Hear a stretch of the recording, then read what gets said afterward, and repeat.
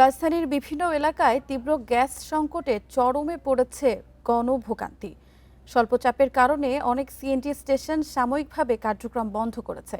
Gas নিতে ঘন্টার পর ঘন্টা অপেক্ষা করতে হচ্ছে সিএনজি চালিত যানবাহনের চালকদের। দীর্ঘ লাইনে দাঁড়িয়েও গ্যাস পাচ্ছেন না তারা, এতে তাদের আয়ও কমে গেছে। সংকট সমাধানে কার্যকর পদক্ষেপের দাবি ভুক্তভোগীদের।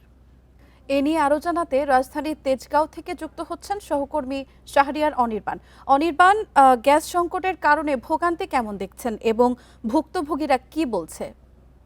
দেখুন, জ্বালানি সংকট কিন্তু তীব্র হচ্ছে। দিন যত গড়াচ্ছে ততই কিন্তু ফিলিং স্টেশন এবং বিশেষ করে সিএনজি স্টেশনের উপরে কিন্তু চাপ পড়ছে। আপনাকে যদি তেজগাঁর একটি ফিলিং স্টেশনের বর্তমান চিত্র দেখায়, আপনি নিশ্চয়ই দেখতে পাবেন যে এটি খুব কর্মব্যস্ত একটি সিএনজি স্টেশন। স্টেশনের গ্যাস সরবরাহ বন্ধ রয়েছে গত 3 দিন ধরে। আজকে সকাল থেকে আমরা এখানে এসে দেখেছি যে গ্যাস সরবরাহ বন্ধের যে বিজ্ঞপ্তি, সেই বিজ্ঞপ্তিটা তারা টাঙিয়ে দিয়েছে। এখানকার কর্তৃপক্ষের সাথে আমরা কথা বলেছিলাম, তারা বলছেন যে তাদের প্রাত্যহিক এই স্টেশন চালাতে হলে পরে যে পরিমাণে গ্যাসের প্রেশার দরকার, সে প্রেশারটি তাদের নেই। তো যার কারণে তারা গ্যাস সরবরাহ করতে পারছে না। তো এরকম কিন্তু বেশ কিছু রাজধানীতে বেশ কয়েকটা বেশিরভাগ সিএনজি স্টেশনের চিত্র কিন্তু এরকমই। আবার কিছু কিছু স্টেশনগুলোতে যেখানে কিছুটা গ্যাসের চাপ রয়েছে, সেখানে ভিড় করছে প্রাইভেট গাড়ি থেকে শুরু করে সিএনজি চালক যারা রয়েছেন তারা। এতে ভোগান্তি কিন্তু বাড়ছেই, কারণ একটি সিএনজি স্টেশনে প্রায় 3-4 ঘন্টা অপেক্ষা করার পর গ্যাস মিলছে, সেটাও প্রায় 2 থেকে 250 টাকার, কারো কারো কেউ কেউ হয়তো 50 টাকার গ্যাস পাচ্ছেন।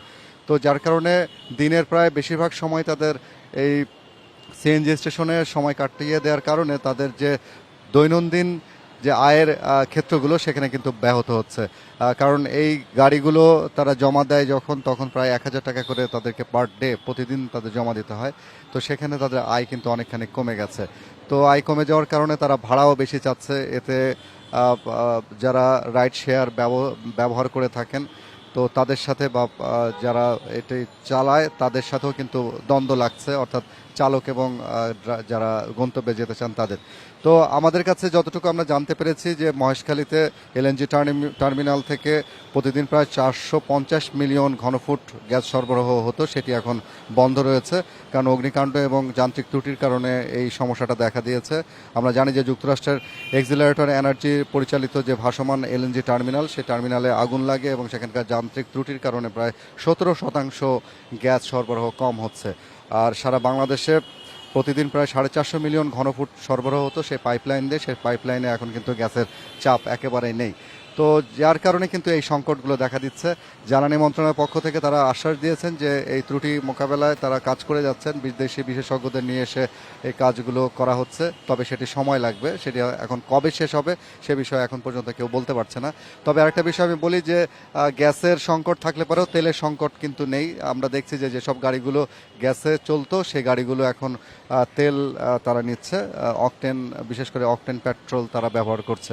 তো বলা যায় যে সার্বিকভাবে রাজধানীবাসী কিন্তু সকালবেলায় তাদের যে বিভিন্ন গন্তব্যে যাওয়ার যে বিভিন্ন পরিকল্পনা থাকে, সেগুলো কিন্তু ব্যাহত হচ্ছে এবং স্বাভাবিক যে জীবন চলাচল, সেটাই কিন্তু বড় রকমের প্রভাব ফেলেছে।